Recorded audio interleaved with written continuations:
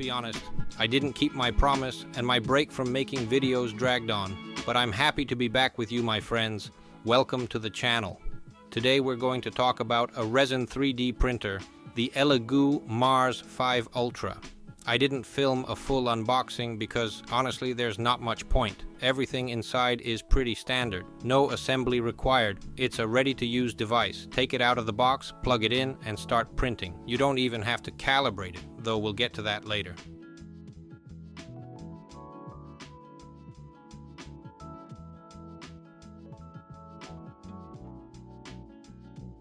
The printer comes with a 3-month license for ChituBox Pro. I'm not sure if that's included in all batches, but if it is, that's awesome.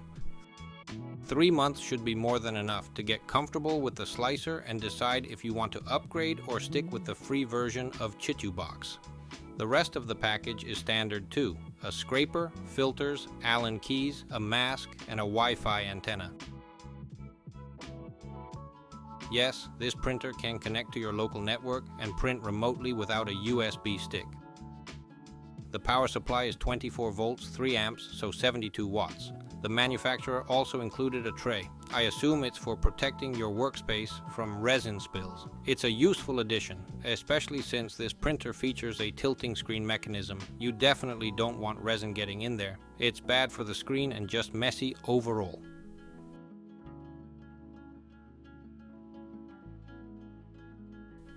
The build platform has a laser-etched surface to improve adhesion, which helps prevent warping or layer separation during prints. Add in the tilting screen mechanism, and I think the issue of prints peeling off the platform is either greatly reduced or gone entirely. There's no manual Z-axis leveling mechanism, but it seems that's not needed. The printer handles it automatically. That makes things much easier and lowers the barrier to entry for beginners.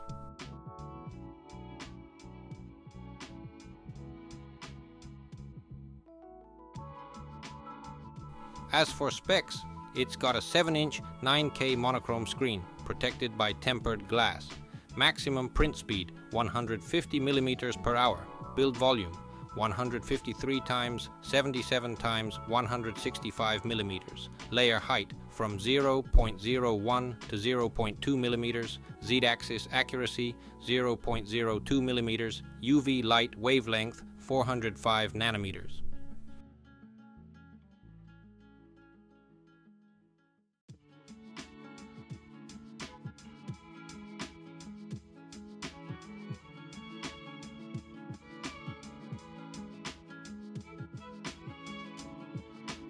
The first startup isn't exactly fast. My old Mars Pro used to boot up quicker, but it was a simpler machine with fewer features and no startup self-checks. Alright, while it's booting up and running its self-check, let's take a look at this thing from the outside. So yeah, I bought this beast. Let's add a bit of cinematic smoke for style.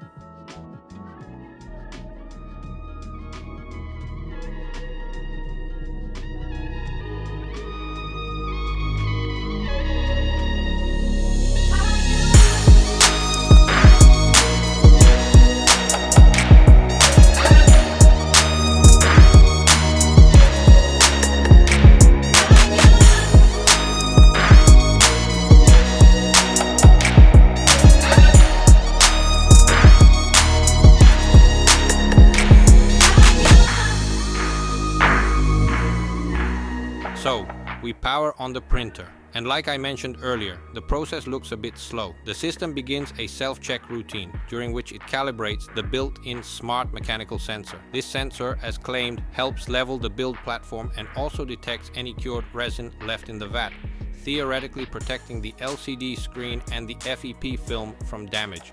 Of course, I'll have to see how well that works in real-world use. As the check continues, the platform and the tilting screen move to find their zero positions. First, the platform calibrates, and then the screen with the vat tilts into its home position. Let's run through the printer's menu real quick. You can print from a USB drive, local files, or reprint something from your print history, all stored in the printer's internal memory. There's also manual Z-axis control, a screen test, a tank clean function for cleaning the vat, all things you've likely seen before on other printers. There's a feature called resin calibration that caught my attention. I usually store all my exposure presets in the slicer, so I was curious what this does differently. So I checked the manual, and it turns out this feature lets you assign different exposure times to different zones of the monochrome screen.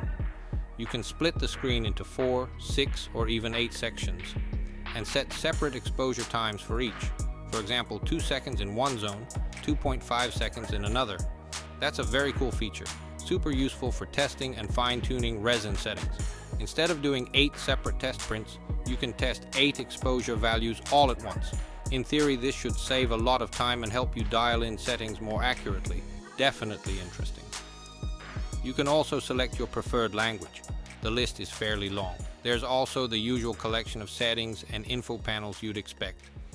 There's a setting to switch between slow and fast print modes. Now, this is typically set in the slicer, but maybe it's related to the new tilting screen mechanism and affects how quickly it moves between layers. We'll test that later. Overall, the menu is nothing unusual. If you've used any resin printer before, everything will feel familiar and intuitive.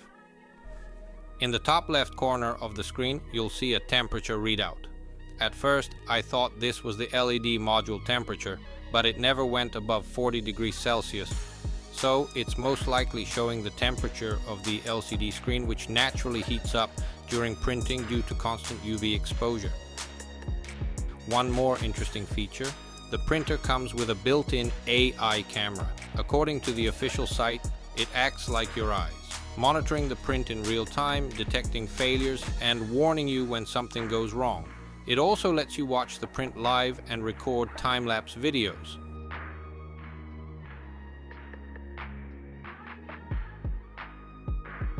Let's print something. I'll be using any cubic water washable gray resin. I've got a model ready, the main character from The Mandalorian, from the Star Wars universe. I pour the resin into the vat, and you might notice it looks almost white. That's what happens when you forget to shake the bottle. The pigment settles at the bottom over time. In Chitterbox, you can monitor the print in real time, progress in percent, time remaining, VP counter, pause or stop the print, or start time-lapse recording. Now here's how the print looks in action. When switching layers, the screen tilts and the platform only lifts by the layer height, say 0.05 millimeters and nothing more.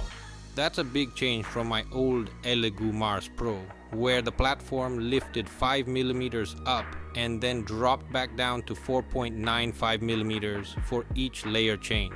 With the Mars 5 Ultra, the platform moves only the height of the layer, and the tilting screen does the rest of the job. It helps the model detach from the FEP film and speeds up the entire process. The real benefit, because the detachment happens at an angle, not across the entire surface at once, it's much gentler and more efficient. Some of you might remember an old trick, loosening 2 vat screws slightly so the vat tilts during peel. Well, this screen tilt system automates that hack, but in a way that's much more refined and effective. And more importantly, it's faster.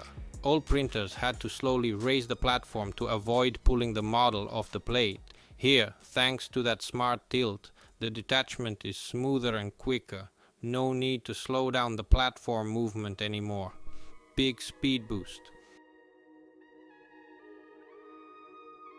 Now, let's talk print quality. It's excellent. I'd even say outstanding. The 9K screen resolution makes a huge difference. Compared to my old Mars Pro, it's night and day. When I got the Mars Pro a couple of years ago, there's a review of it on this channel by the way, I was already amazed by how good the prints looked, especially coming from an FDM printer. But this feels like the upper limit of detail. Yes, Elegoo has the Saturn with 16K resolution, but honestly, you'd probably need a microscope to see the difference at that point. To me, we're hitting the limit. What matters more now is print speed, and I hope that's where future improvements will focus. Even though the Mars 5 Ultra already feels much faster, there's still room to grow, and I think these printers will only get quicker and more efficient from here. One last thought about 3D printing in general, both resin and FDM. It's kind of bittersweet. There's less and less room for tinkering, experimenting, or modding these days. These printers just work right out of the box. You plug them in, pour resin, hit print, that's it. No need to mess with settings, worry about adhesion, or fight with calibration. Sure, there will still be occasional user errors, but that's normal. You still need to clean and maintain your printer, of course, but the enthusiast's role, the hacker, the tweaker, is slowly disappearing, especially in resin printing. FDM used to have a much wider field for mods and upgrades, but now with machines like Bamboo Labs closed systems, even FDM printers are heading in that direction. Proprietary parts, locked ecosystems, and fewer modding options. That's kind of sad. Sometimes I just want to open one up and play around. Sure, I could dig into older machines, but what's the point? The market is moving forward, and those machines will soon be obsolete. But at the same time, that's what makes 3D printing so accessible now. Even a kid in first grade can start printing their ideas. These machines have become powerful, reliable tools, and that's exactly how I plan to use them. For me, 3D printers are no longer something I want to modify or upgrade. They're just tools to bring ideas to life, and that's what we'll keep doing on this channel. That's it for today. Thanks so much for watching, thanks for being here, and I wish you the best of luck.